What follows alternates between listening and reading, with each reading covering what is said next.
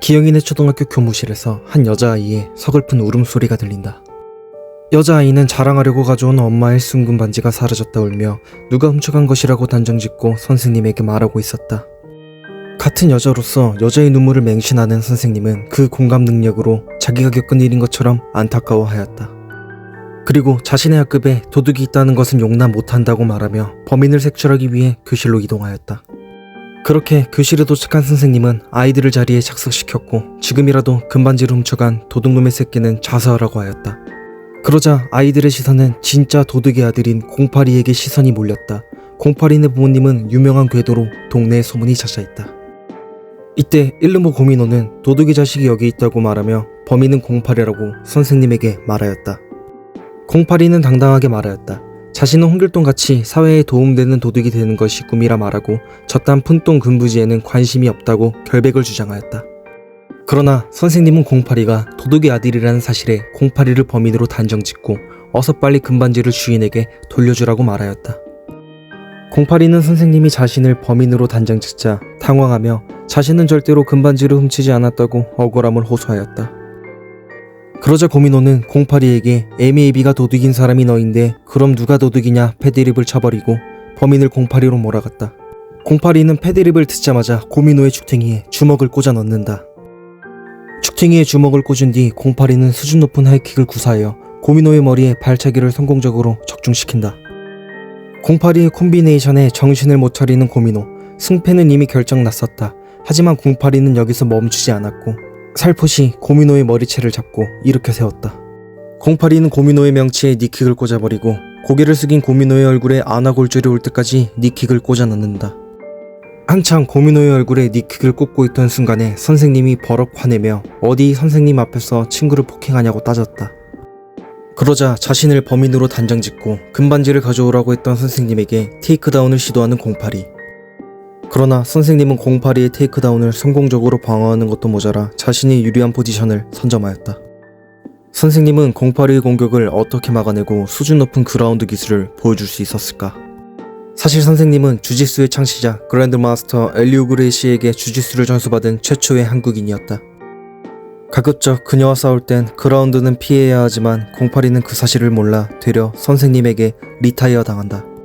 공파리를 제압한 선생님은 곧바로 공파리의 가방을 샅샅이 들추어 금반지를 찾았으나 금반지는 나오지 않았고 오히려 일본에게서 되찾지 못한 대한민국 문화유산이 공파리의 가방에서 나왔다. 그런데 금반지를 도둑 맞았다고 주장했던 아이는 주머니에서 금반지를 찾았다고 선생님에게 말하였다. 씨발년. 금반지는 애초부터 누가 훔쳐간 것이 아니었다. 그 사실에 선생님은 벙쪄 있었고 공파리는 선생님에게 다가왔다. 공파리는 눈물을 보이며 선생님에게 왜 자신의 말을 믿어주지 않았냐고 울부짖었다. 사람 하나를 범죄자 취급할 때는 언제고 선생은 공파리에게 아님 말고라 말하였다. 공파리는 인간에 대한 혐오적인 감정이 올라왔다. 견딜 수 없는 모멸감, 자신의 마음속에 있던 정의로운 감정까지도 사라지는 느낌이었다. 이내 공파리는 멘탈을 잡고 있던 끈이 끊어지는 느낌을 느꼈고 이내 허탈한 표정을 숨기기 위해 억지로 자신의 표정을 웃는 얼굴로 만든다. 이후 치욕적인 모멸과 차별을 견디지 못한 공파리는 더 이상 학교에 등교를 하지 않게 되었다. 하지만 그날부터 마포구에서는 밤하늘에 하얀 까마귀가 날아와 집안의 기증품들을 털어간다는 괴담이 떠돈다. 하얀 까마귀의 정체는 공파리. 공파리가 밤마다 움직이기 시작했다. 공파리가 훔치지 못하는 건 자기 자신뿐. 크기가 크건 작건, 동물이건 사람이건 아니면 특정 신체 부위까지 공파리는 모든 것을 훔칠 수 있었다. 이날 공파리는 자신에게 꼽을 주며 패드립을 친 고민호와 금반지를 잃어버린 소녀 그리고 담임 선생님의 소중한 것을 훔치는 데 성공한다. 아침이 되어 잠에서 깬 고민호는 그날부터 공파리에게 부모님을 도둑맞아 평생 고아로 살게 되었다. 심지어 원래 고아인 듯 가족 사진에 있던 부모님 모습까지도 공파리가 훔쳐갔다. 반지를 잃어버려서 공파리를 도둑 취급하는데 원인 제공한 소녀에게는 다시는 반지를 잃어버리지 말라는 의도로 소녀의 손가락을 훔쳐가 반지를 낄 수 없는 손으로 만들어주었다. 소녀는 반지를 낄 수 없기 때문에 더 이상 반지를 잃어버릴 일이 없어졌다. 마지막 복수 대상인 담임 선생님은 평소보다 밝은 빛과 선명하게 들리는 참새 소리로 인해 잠에서 깨어났고 그녀는 이내 믿을 수 없는 일을 마주한다. 공파리가 집을 통째로 훔쳐갔다. 그녀는 하루아침에 노숙자 신세가 되었다. 궤도의 출현 소식에 마포경찰서는 공파리를 공개 수배하기 시작하였고, 공파리는 이 상황을 타개하기 위해 한양만진의 총장 이기철을 찾아갔다.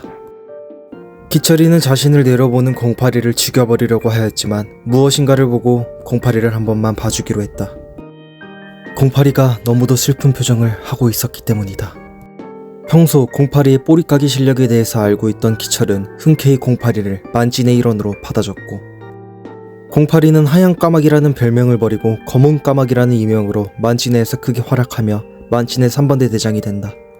만진회를 등에 업은 공파리는 마포구의 밤하늘을 맘 편히 누빈다.